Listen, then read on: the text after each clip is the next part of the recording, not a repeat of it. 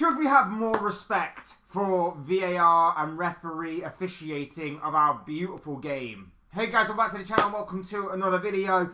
Yep, this video is in response to Ange Postecoglou's post-match interview yesterday after Tottenham fell to their first defeat of the season at home to Chelsea in what was an absolutely chaotic game at the Tottenham Hotspur Stadium, which Tottenham were reduced to 9 men across its entirety, and Chelsea went on to take advantage with a 4-1 beating of Ange Postecoglou's side in what was, like I say, their first loss of the season. Chelsea's big victory there, and of course it provided many moments to talk about through the entirety of the game.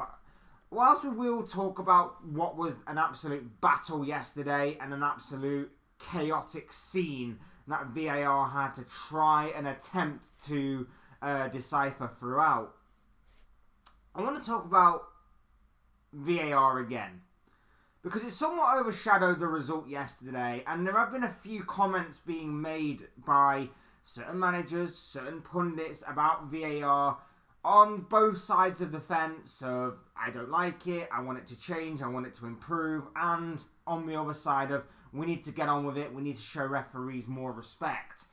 We will get into some of those comments and some of those issues in this video. We will also talk about the game last night as well. But before we go any further, I would like to remind you all to please like the video and also subscribe if you're new. Both things are always and very greatly appreciated. And of course, for you lot to get involved in the comment section below. Tell me about VAR. Tell me about the big Chelsea-Tottenham game that occurred last night. Talk to me about your thoughts, your comments, opinions, predictions, feelings, whatever you want to call it, on any of those subjects down below in the comment section, because I'm sure it'll make for interesting and great reading. But for now, let's get into the video. Let's talk. We're going to start with the Chelsea-Tottenham game first. Epic game. Exciting from start to finish. An absolute battle between these two. And it was just incredible to watch everything unfold before our very eyes. First and foremost, let me say, Christian Romero should have been sent off much earlier. The kick out, the flick out, whatever you want to call it, should have resulted in him being sent off. Udogie, he should have been sent off as well the first time of asking. The fact that Raheem Sterling gets out of the way just in the nick of time before his leg is snapped by the left back shouldn't be a reason as to why he escaped a straight red card. His tackle was dangerous, his tackle was reckless, but fortunately for Sterling, he manages to get out of the way just in the nick of time to avoid full contact. Just because of that, it shouldn't be that way, because while Sterling got lucky, if he was to put the same tackle on as someone else, they might not be as lucky as he was. So, again, don't understand why that wasn't a straight red. But eventually they got what was coming to them and were sent off later on in the game. Romero for a challenge in the penalty area, which caused Cole Palmer to equalise from the penalty spot after Dejan Kulusevski had initially put Tottenham ahead. There was then decisions made left, right and centre. There was goals scored left, right and centre that were ruled out, and correctly so, for offside. Maybe a little bit harsh on maybe the Moises Caicedo one, but it was still ruled out for offside. Like I say, there was a hell of a lot that occurred last night, so forgive me if I'm missing maybe a few things, but Son had the ball in the back of the net, Caicedo had the ball in the back of the net, I think Jackson had the ball in the back of the net in the first half, all ruled out for some level or another of offside. Second half, Udogie finally gets sent off. Tottenham are reduced to 9 men. They still are playing an extremely high line. Unbelievably high line. Like, I think it was higher when it was 9 men than it was when there was 11 men. And Chelsea were just breaking through time and time again. But Chelsea was so poor that they couldn't take their chances for a large part of that second half. Until finally they managed to take one. Sterling tees up Nicholas Jackson. He manages to score Chelsea's second of the afternoon. Tottenham thought they'd equalise through an absolutely incredible finish by Eric Dyer. I'll give him credit. I'm not exactly his biggest fan and I don't rate the guy, but honestly, an incredible finish by Eric Dyer. However, he was ruled out to be offside as well. before Chelsea finally took advantage of the 9 men, scoring not once but twice in injury time. Nicholas Jackson completing his hat-trick in those 2 goals to put Tottenham to the sword. Baffling by Ange Postecoglou. I somewhat respect the fact that he still carried out his way of playing even when Tottenham were reduced to 10 and 9 men. I somewhat respect it, but at the same time, I think you're an idiot. You're stupid. You could have come away with something, and instead you go away with nothing. You decided to play your own game, an extremely high line, and you come away with nothing. I guess draws don't really matter to him.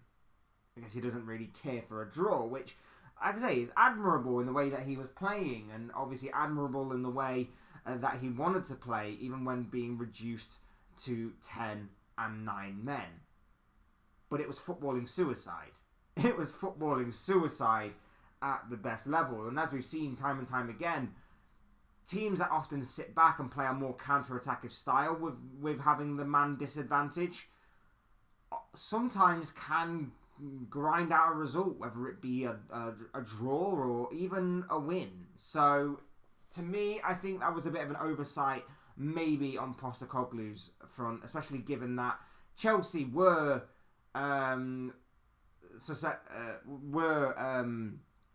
weak and vulnerable to the counter-attack.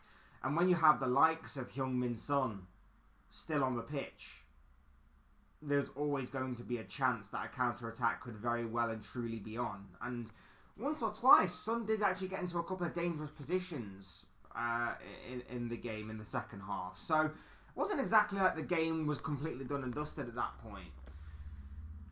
But away from Tottenham losing their first game of the season, away from obviously them losing their composure, losing their or just being way too aggressive in the way that they approached the game to obviously be reduced to 9 men, it was obviously a big loss. We can analyse that a little bit longer and in more detail later on. But I want to talk about Postecoglou and certain pundits' tweets, verdicts, opinions on VAR. Ange Postecoglou came out last night after the game and said, decisions are decisions. You either accept it or you don't. Some of it is self-inflicted, but if we are going to go out and complain about bad decisions every week, what will happen is what happened today, a forensic study of every decision. Now, there was a lot of VAR interference last night, and obviously VAR was right to do so within the parameters of the laws, restrictions and rules that obviously VAR has been put out to do when it was first introduced into the game. But some of those decisions were clear and obvious, even when you were looking at it from TV screens, like I was and like many others were. They didn't need to go into that much detail. There was a couple of times, I think when even the Eric Dyer goal, I think it was clearly offside, but they still took a lot of time to analyse it and to make sure that they were doing it correctly. Now, I understand why, because obviously certain issues in the past and recently have obviously caused VAR to be very thorough in what they are doing now. But at the same time, sometimes they are clear and obvious. And that's why we know, without even having to draw lines and get our little rulers and protractors out, we know it's offside. We know the goal shouldn't stand. We know this, we know that, just by looking at it. What I think he also goes on to basically state that we should respect referees more. He goes on to say that he doesn't like VAR in terms of the whole standing around thing. And the whole reason why I bring up those kinds of quotes before is because it's the last part of his second quote of a forensic study of every decision that I think it basically is a hidden meaning of, I don't like VAR doing that. I don't like the whole in-depth study of it. I like it being clean-cut. I like it being a split decision. And I personally believe that he thinks he should get rid, or if he had his way, he would get rid of VAR. I think he would. Unless, obviously, it works out for the best, and obviously you can get people that are going to make split-second decisions, and you make the laws clearer and obvious, and in a sort of better way. I think he personally would like to get rid of VAR. That's just my personal opinion on it.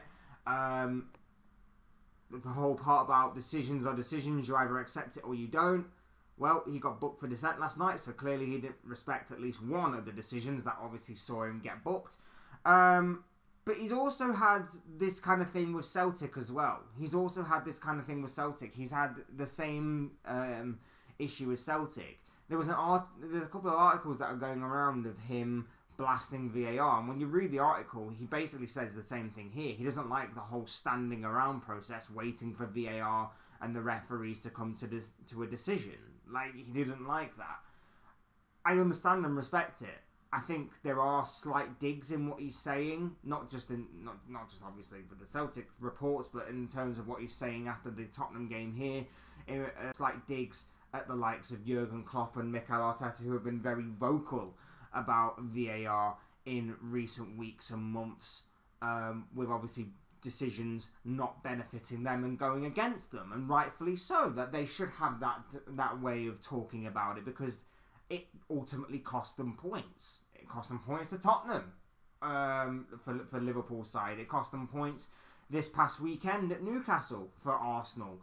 So they have every right to talk about it, and I feel like just because it hasn't completely gone against Tottenham so far, maybe Ange has this kind of attitude towards it right now. It'd be interesting to see if VAR does heavily go against Tottenham, and it's not just a sort of awkward, sometimes they're given, sometimes they're not given kind of decision that goes against Spurs, but an absolute stonewall penalty that's not given, an offside goal in Liverpool's case that is not given. It'd be interesting to see if he does change his tune later on, like a certain Mikel Arteta did when he was quite dismissive about the way that Jurgen Klopp was talking about VAR a month ago, only to then go on a rant about how it's a disgrace and how it's embarrassing when it went against his team.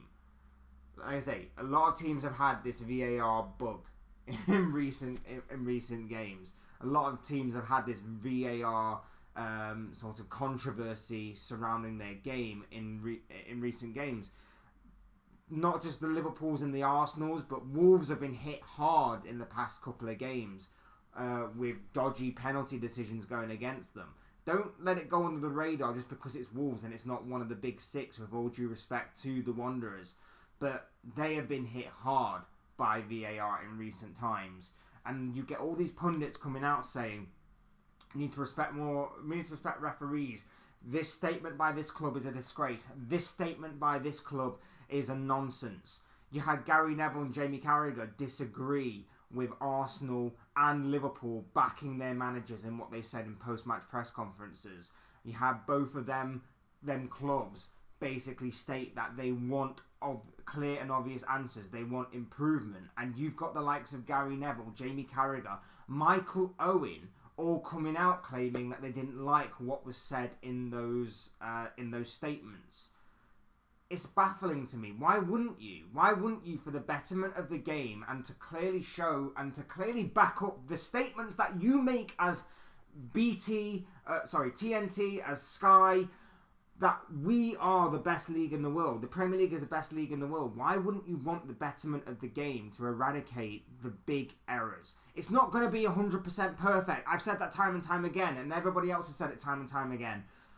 It's not going to be 100% perfect, but the fact of the matter is that if you want everything to improve, if you want the betterment of the game, you've got to back and you've got to support managers. Fellow managers have got to support managers. Pundits have got to support, obviously, when you see a bad decision and not just go against the grain. What? Because it makes good TV. That's where the conspiracy theory comes in. That's where a conspiracy theory of this is turning into a reality show because you're setting it up for these kind of scenarios. Look at Michael Owen as prime example. He comes out and defends the PGMOL and referees, saying that they need more respect, and says that the Arsenal statement over the weekend was embarrassing. Who does he do a show with? Howard Webb. It's really weird to me. Respect goes both ways, and respect is definitely earned. If you're making bad decisions week in, week out, why should I respect you? Why should we as a fan base, as a united front of football fans, respect referees that clearly are incompetent, clearly make bad mistakes, clearly are consistent in their inconsistencies? It makes no sense, and it makes even less sense that pundits, former footballers, are backing these decisions. Going against football clubs and managers that are coming out in press conference, speaking out about VAR and how dodgy it is, how awkward it is, how there are still things to be ironed out. Of course, I get that, but I don't get why they are so against people speaking out about it. I just don't get it, and it makes me honestly think that football is turning into a reality TV show, and VAR is the star of the show. It genuinely baffles me, the amount that they don't speak out about it, the amount that the people that are given the platform to speak out about it don't speak out about it enough. And when fans, players, managers, and clubs as a whole come out and speak out about it, they suddenly go into their shell again of defence, and they suddenly go, well, actually, you probably shouldn't have said that. I don't like it. It's a dangerous game to be talking about things like this. I don't like it.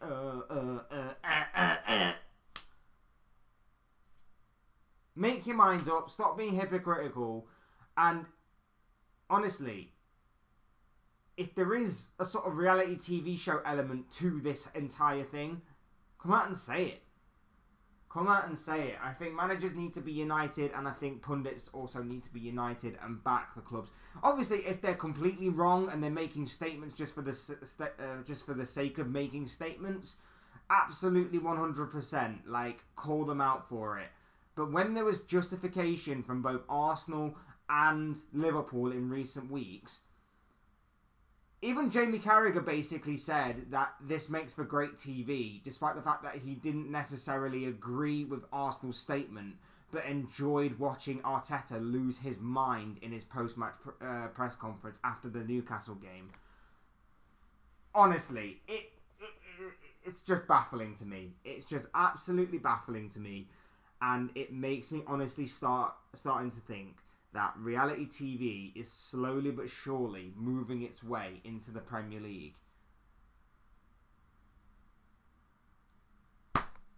And I hate reality TV. Anyway, those are just the thoughts, comments, opinions, predictions, feelings, whatever you want to call it, of this guy. I want to know what you guys think. What do you make of the game last night between Chelsea and Tottenham? What do you make of VAR as a whole? What do you make of some of the statements that have been made, not just by Postecoglou, in which I'll sort of say, I'm not attacking Postecoglou here. I'm just saying that I think that managers need to put on a united front a little bit in these kind of situations, because eventually it will desperately affect him, and it'll be interesting to see what his reaction is. I'm interested to know what you guys think, feel, anything else along those lines. Will make for great and interesting reading, I'm sure, on any of this subject down below in the comment section. Otherwise, hit the like button on the way up if you enjoyed the video. Subscribe if you're new and want to see more content like this. Both things are always and forever greatly appreciated. And of course, thank you all so much for watching and listening. I've been Fletch. This has been another Fletch Talks video, and I'll see you all again soon in another video or live stream or whatever it may be. Cheers, guys. Thanks all so much for watching and listening. I'll see you and speak to you all again soon, very soon. Take care.